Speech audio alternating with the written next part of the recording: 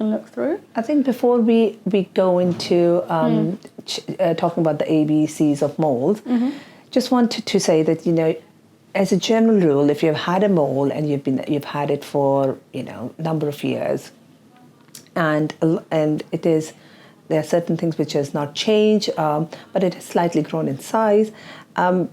Usually, just remember that as we grow older, the mole and the skin stretches, so can be the size of a mole.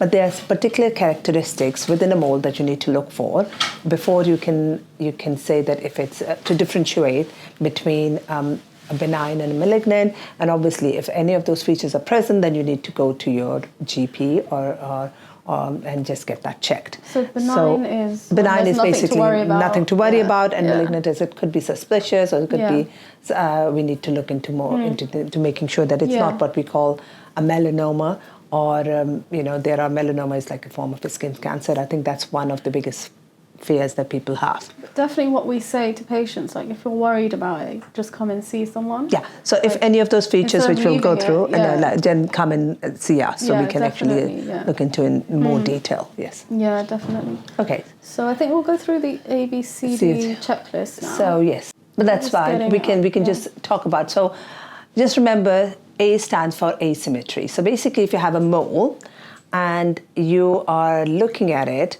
so you cut that mole in half, the left side should look symmetrical to the right side, okay, or equal to the right side in many ways. If it does not look symmetrical, then that's one of the symptoms or the signs that maybe there might be something wrong with that mole and you need to come and see us. I think what we can do is, while I'm talking about that, at the end we can show some pictures and we can go through ABCDs on those. So the next thing would be B. B stands for borders. So in a harmless mole, there usually would be a normal mole would look like, or a benign mole would be rounded and it has got well-defined borders. Whereas a suspicious mole would have irregular borders, and it would look a bit jaggedy, and it would have ill-defined borders, we can also say.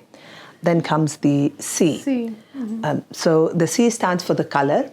So again, a harmless mole or a benign mole would be evenly pigmented. So it could be it could be it could be brown in color, it could be tan, but it should be all evenly pigmented.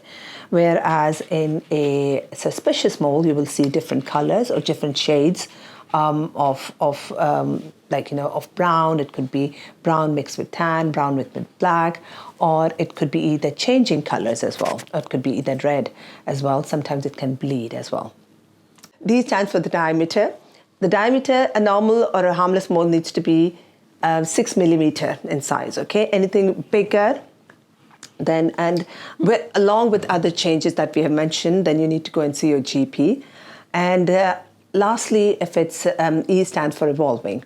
So if the the mole is getting bigger in size, along with the other symptoms, changing color, there is bleeding, there are no new moles appearing within the mole, then you need to go and see the GP. I do talk about that getting bigger in size, but remember, these features need to present. So there need to be more than one feature specifically if you're looking at it. It can't be just like, it's growing in size and everything else it's uniform, because then, because like I said, as you're growing older, the moles can actually increase in size.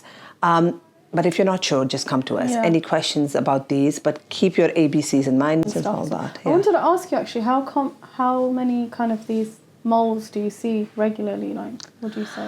I think we do see quite often, especially with now people are becoming more aware of skin cancers, and I think so. We do get to see a fair number of these in the practice. So it's really helpful to know what you're looking for. And again, I think so. And skin, more than moles, I think skin conditions we see a lot. I mean, basically, on an average, I would say in my morning clinic, I would have at least between 2 to 3 patients within the skin with some form of skin condition, including moles as well. Yeah, like rashes and other things.